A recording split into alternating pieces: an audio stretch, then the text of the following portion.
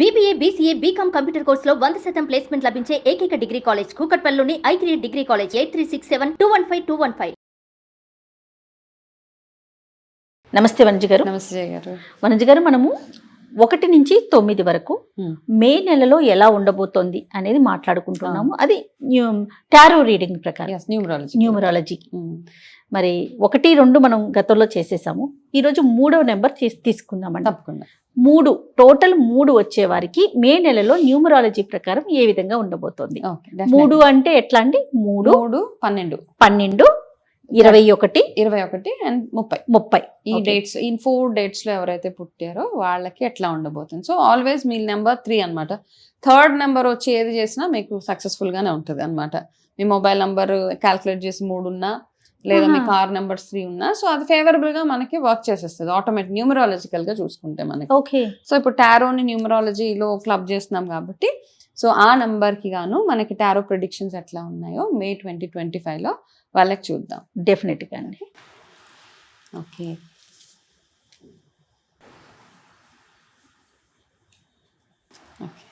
Cards లో కూడా రకాలు ఉంటాయా వనజ గారు?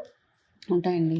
ఇది నార్మల్గా నేను రీడర్ని కాబట్టి నేను ఓపెన్గా చెప్పేస్తాను. ఇదంతా ఏంటంటేనండి, ఒకసారి ఇట్లాంటి అంటే ఇట్లాంటి చూస్ చేసుకుంటే అది ఒక అడిక్షన్ లాగా అయిపోతూ ఉంటుంది అనమాట. అదే పనిగా ఇంకొక ఇప్పుడు ఇందులోంచి తీద్దాం. ఇందులో ఏమవుతుంది అంటేనండి, ఒకసారి ఈ స్పిరిచువల్ హీలింగ్ లోకి వచ్చిన తర్వాత ఎట్లా అవుతుంది అంటేనండి, ఒకదాని తర్వాత ఒకటి చెయ్యాలని ఆటోమేటిక్గా మనకు అనిపించేస్తానే ఉంటుంది అనమాట. సో నా లెర్నింగ్ కి ఫుల్ స్టాప్ లేదు.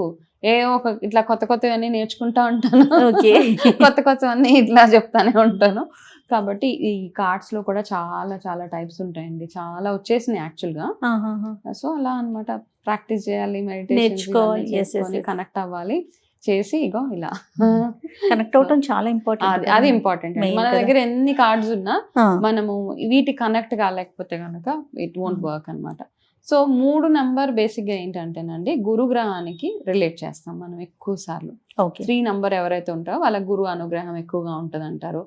కాబట్టి మనకేంటంటే 1, 2 నెంబర్ 1 ఎప్పుడు సూర్యుడు అనమాట, 2 మూన్ కి రిలేటెడ్. కాబట్టి ఏంటంటే మనము ఆ గ్రహానికి సంబంధించినవి చేస్తూ వెళ్ళిపోతే మనకి బాగుంటుంది, ఫేవరబుల్ గా ఉంటుంది. స్ట్రాంగ్ చేసుకోవాలన్నమాట బేసికల్ ఆ గ్రహాన్ని. మనకి ఎట్లా ఉన్నా ఇప్పుడు 3వ నంబర్ గురుగ్రహం. సో ఏంటంటే వాళ్ళు ఎక్కువగా ఎల్లో కలర్ యూస్ చేయడము, గురువారం పూట ఏదైనా గురు ఆలయానికి వెళ్ళడము, శనగలు అట్లాంటివి దానం చేసుకోవడము. అండ్ ఇట్లా 3 నెంబర్ వచ్చిన పొరపాటును కూడా కాళ్ళకి సాక్స్ల రూపంలో అట్లా ఏదైనా ఎల్లో కలర్స్ వేసుకోకుండా, కొంతమంది ఎల్లో షూ, ఎల్లో సాక్స్ వేసుకుంటా ఉంటారు. సో ఏమవుతుందంటే మనం డిస్రెస్పెక్ట్ చేసినట్టు అవుతుంది. సో ఎవరైతే బిలీవ్ చేస్తారో, ఎవరైతే నమ్మరో, పర్వాలేదు మేము చిన్నప్పటి నుంచి చేసుకుంటున్నాం, ఇట్స్ ఓకే.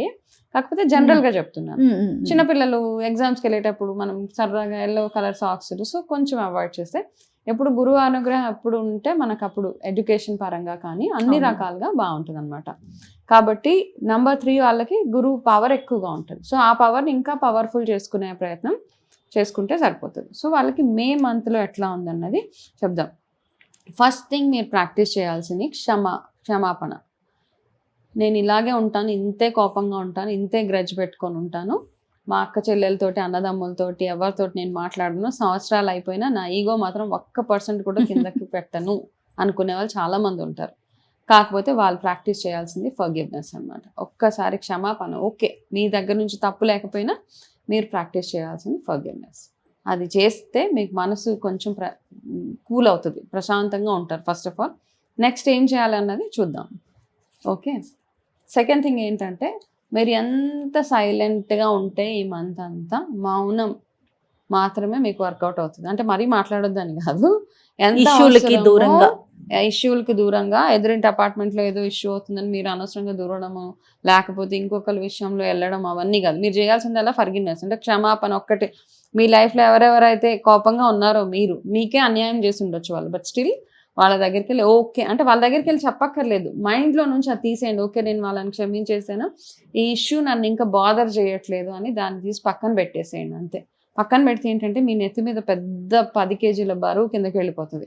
దాని తర్వాత బ్రెయిన్ సూపర్ ఫాస్ట్గా పనిచేస్తూ ఉంటుంది. మీ ఆలోచనలు, మీ వర్క్ అన్నీ చకచకా ముందుకెళ్ళిపోతూ ఉంటాయి అన్నమాట. ఓకే, సో ఇంకొకటి ఏంటంటే, ఒకళ్ళ వీక్నెస్ మీద ఎవరో ఒక మీ లైఫ్లో ఎవరో ఒకరు ఉన్నారు బేసికలీ. అయితే ఈ 3 నెంబర్ ఉన్న వాళ్ళందరికీ ఇది వస్తుందా అంటే ఏమో వచ్చి ఉండొచ్చు. సో వాళ్ళ వీక్నెస్ తోటి మీరు చాలా అంటే ట్వీక్ చేస్తున్నారన్నమాట, ఆడుకోవడం, వీక్నెస్ మీద ఆడుకోవడం అంటారు కదా.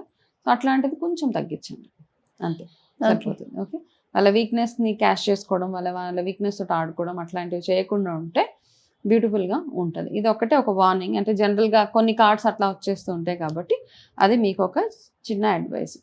ఓకే, సో మీ ప్రోగ్రెస్కి అడ్డొచ్చేది ఏదైనా కానీ దాన్ని ఫస్ట్ తొలగించుకోవడం ఒక advice for the month of మే. అది ఏదైనా కావచ్చు. అంటే ఫర్ ఎగ్జాంపుల్ అండి, ప్రోగ్రెస్ అంటే మీరు లైఫ్లో ముందుకెళ్ళాలి. ఒక ఫస్ట్ పర్సనల్ రిలేషన్షిప్స్లో ఇద్దరు వైఫ్ అండ్ హస్బెండ్ మధ్యలో మూడో మనిషి ఎవరో వస్తారు. ఓకే, వచ్చినప్పుడు ఆటోమేటిక్గా ఆ ఇద్దరు వైఫ్ అండ్ హస్బెండ్ మధ్యలో కొన్ని ఇష్యూస్ వస్తాయి. సో ఆ మూడో మనిషిని మెల్లగా తప్పించాలి. అది మంచి చెడు క్వశ్చన్ కాదు ఇక్కడ ఆ మూడో మనిషి ఈజ్ ఆల్వేస్ చెడు ఇన్ దిస్ కార్డ్ అనమాట. సో దాన్ని మీరు పక్కన పెట్టాలి. ఇఫ్ ఎనీ రిలేషన్ అంటే వెళ్ళి వాళ్ళతో మాట్లాడడము, చెప్పడము, కన్విన్స్ చేయడం, మీ వల్ల మాకు ప్రాబ్లం అవుతుంది అని చెప్పుకోవడము, చెప్పి వాళ్ళని తప్పించడం ఒక్కటే మార్గం. ఇది నెంబర్ 1. ఆఫీస్ బిజినెస్ పరంగా ఎవరైనా పార్ట్నర్ వల్ల మీకు ఇబ్బందులు వస్తుంటే పార్ట్నర్షిప్ నుంచి తప్పుకోండి. Okay, better.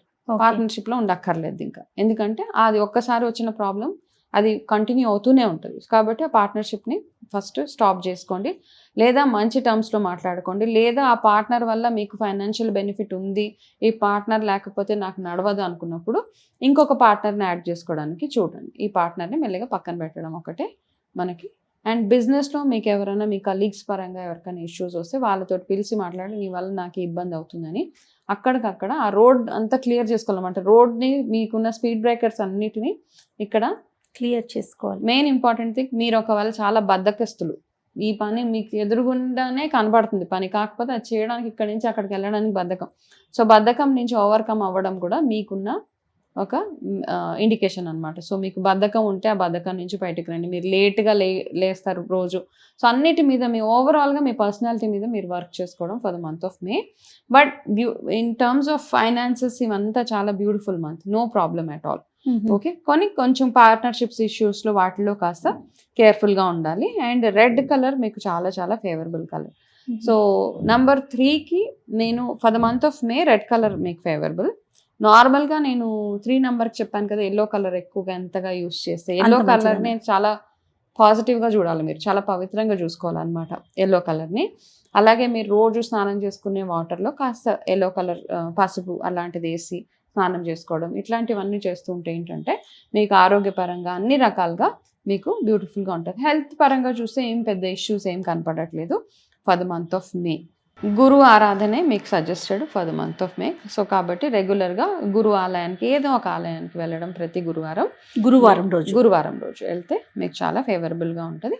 వీలైతే ఒక్కసారి మీరు మేలోనే ఒకసారి గాన్గాపూర్ వెళ్ళిరండి. మేలో పౌర్ణమి వస్తుంది.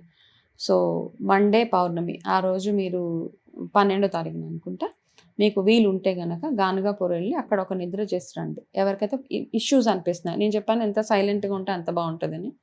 అండ్ మీకు ఇలా వచ్చే ఆటంకాలు ఏవైతే ఉన్నాయో, ఎవరికైతే చాలా వస్తున్నాయో వాళ్ళు మాత్రం ఖచ్చితంగా గాన్గాపూర్ ఎనీ గురు క్షేత్రం, బట్ నాకు సజెస్టెడ్ ఇస్ గాన్గాపూర్ వెళ్ళి అక్కడ నిద్ర చేసి రండి. దాని తర్వాత మీ లైఫ్లో మంచి మంచి చేంజెస్ మీరే చూస్తారు.